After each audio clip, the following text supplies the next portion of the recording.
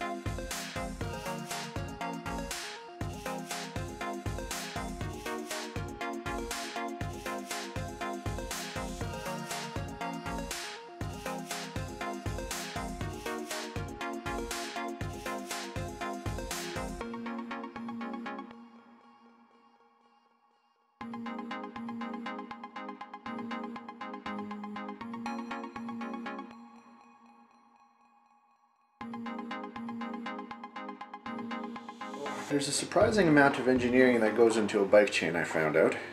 It took about, it took a couple hours of research just to figure out all the little bits and pieces that really make a bike chain work. Obviously I didn't need it to go onto any spokes or anything. I just needed it to kind of function like this. The other aspect is I didn't want to necessarily have to assemble it, because I know if you 3D print parts that small, then they can be a little bit brittle and sometimes break when you try to assemble them or glue them. So the goal was to be able to 3D print it all in one piece and also have it flexible, which, as you can see, it sort of is. It still has a little bit of support material in there that I need to work out, I guess, and remove if I can. But once that's all out of there, it should be looking pretty good. So far so good.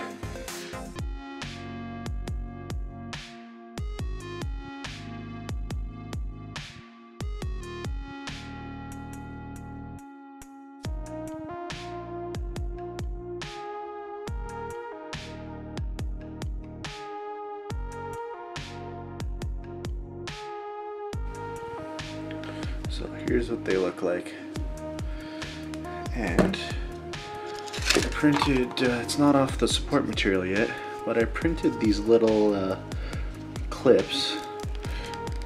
Hopefully they come off okay. This is the pin that I'm going to use for. I have to reprint this guy because the support material isn't coming off, but these are the pin for the blade portion of things. I printed these little clips, hard to show you, there you go, for connecting these the way I printed them, opposed to having them pop out and pop in like the real cuffs. They're gonna clip together something like this. So that'll just clip together, and then you'll be able to clip this with similar methods here. So we're back in the shop. I'm going to give the blade portion of the cufflinks a spray of gold. So, because they're gold in the game, so let's give this section a spray.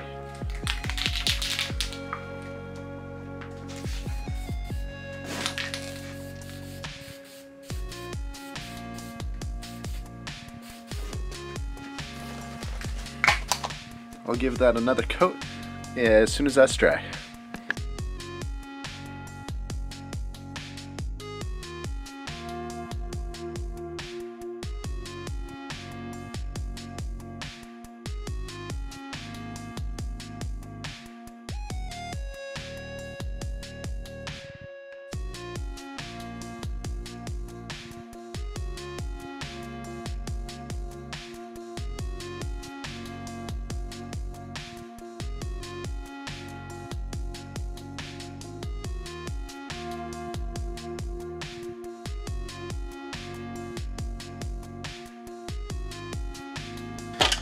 Okay, so I got the cufflinks mostly together. I painted up the ends of this. Cord cutters starting to be assembled here. I have printed these little brackets to, well, these are already on here, but basically these guys clip onto the bars, so they look like this. And you clip on there, and then you take this piece here, clip it in there, the other side,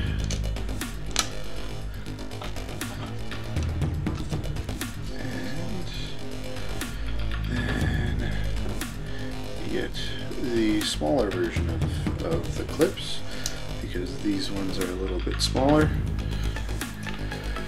It's all together.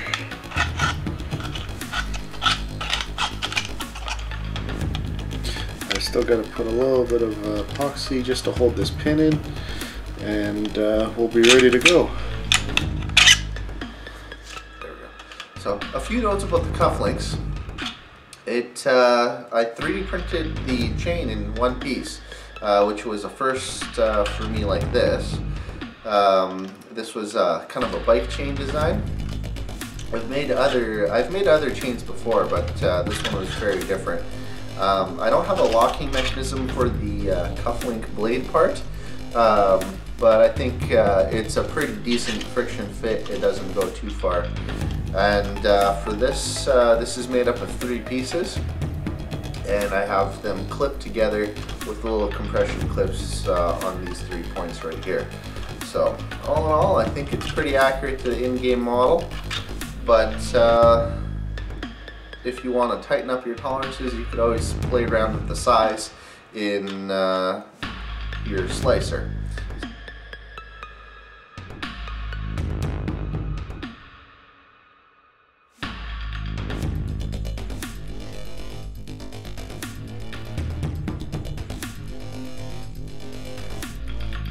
We're continuing the cosplay segment this week.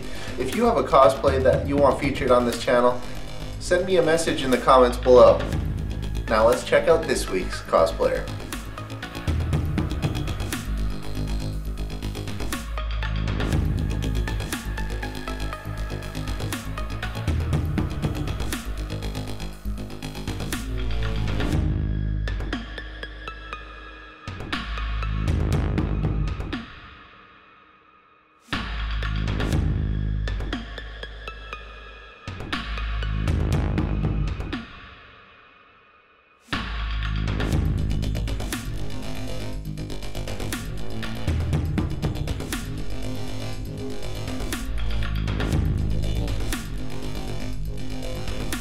Thanks again for watching.